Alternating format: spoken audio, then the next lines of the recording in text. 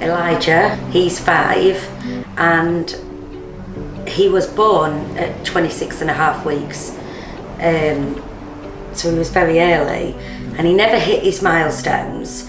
So he was always under the paediatrician, and it was one paediatrician that at 3 years old said, let's have a genetics test. And honestly, they'd been treating him for autism, and I thought that's what they were doing it for. And then we got called in exactly a week later, and we were told that he had Duchenne muscular dystrophy, which we'd never heard of.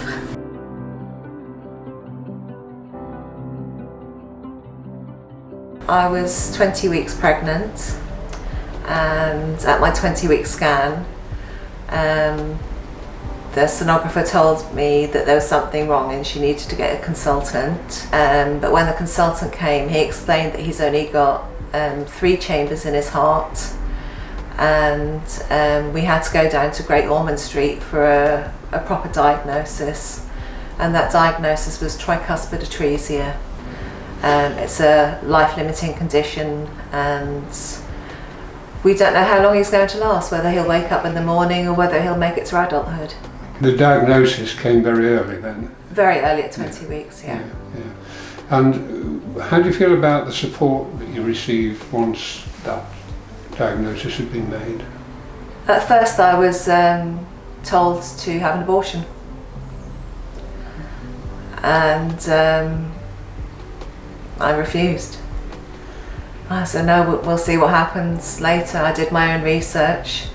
Thankfully, I've got a healthcare background of 26 years in operating theatres. So I was lucky in that sense that I knew where to look. And eventually I found different charities that were very helpful. One in particular that was Little Hearts Matter, and they're based in Birmingham, and they gave me a lot of advice and a lot of help and support.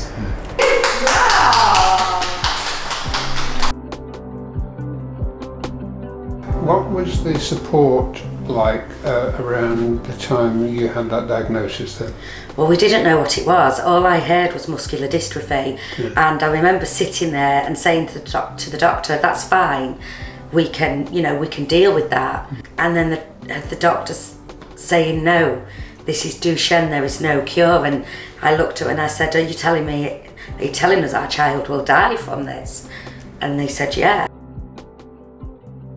When you get that kind of diagnosis, I mean, it's at that point when you need a tremendous amount of support.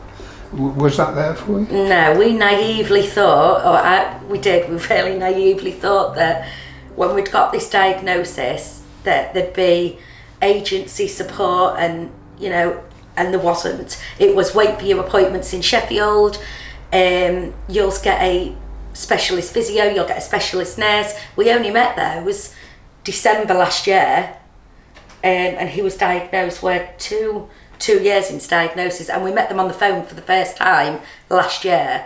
His health visitor rung me, which was one of the worst conversations I've had, and she said how sorry she was for us, and said that she was going to keep him on her books until he was 5.5, and that was the last phone call we ever had of her. We never saw or heard of her again.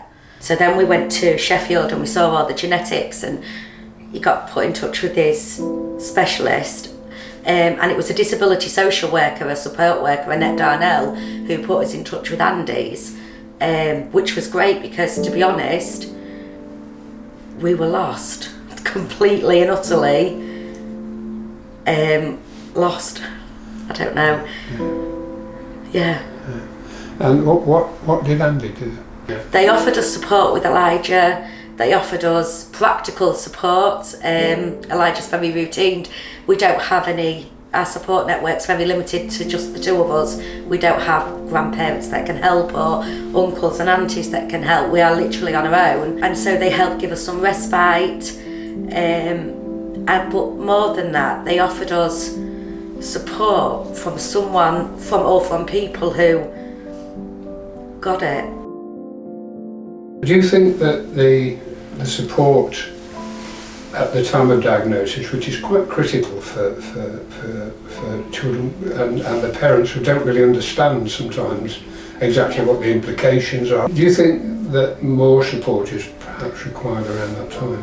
I would say there probably will be, because there's a lot of children being diagnosed with lots of different conditions that are life limiting. I've had a privilege in the area that I've worked that it is a specialist area, so the nurses and doctors are specialists for those specific conditions. That is ordinarily that we're doing on a day-to-day basis. So I think the care that they receive and the information that they receive is to a very high standard, and I think the families feel very prepared with those diagnoses at those times. However, we know that there are a lot of other conditions that there's still a lot of research going into that gives a very uncertain future that I think leaves families less prepared, and I think that's an area that definitely needs more work around. Do you feel that they are getting the right support emotionally for having to cope with that? I think it's difficult to say. Again, in an area where I've been, it's been a multidisciplinary team approach. So that would consist of your social workers, your family support teams, your spiritual care teams, obviously your nurses who are there, the specialist nurses who are there for that information sharing with families. I'm unable to say what happens in all areas, but that's my experience in the area that I've worked. I think I've been in a very privileged position to be able to be part of those multidisciplinary teams for these families and young people. So I think one of the areas that may need work on is, I think a lot of information gets shared with families, but it can sometimes be that it's a young person that gets given a diagnosis at a later stage in their life, and actually maybe we need more support around for that element of care for the children and young people. What are the important things around the time of diagnosis? What's the important support that they should have? I think it's the reassurance, it's being signposted to areas that they can access, it's about information, that's the key thing, and it's about clear communication, and it's about establishing trust, and I think if families feel supported and they feel they can trust the clinicians and the advice that they give, then that then links into hospices and other provisions, and then you can get this more holistic approach. I think that's important. It's about working together to provide the ultimate care really, and support for the child and the families. So do you feel that they should be referred to the hospice services at an earlier stage than they perhaps might be?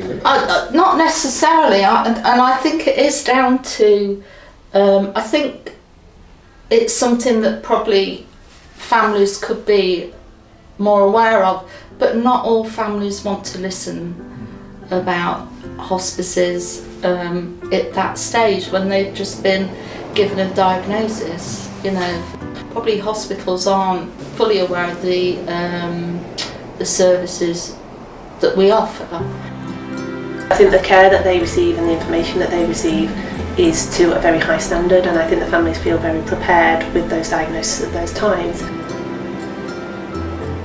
It's about working together to provide the ultimate care really. So I was lucky in that sense that I knew where to look, and eventually I found different charities that were very helpful. More than that, they offered us support from people who got it.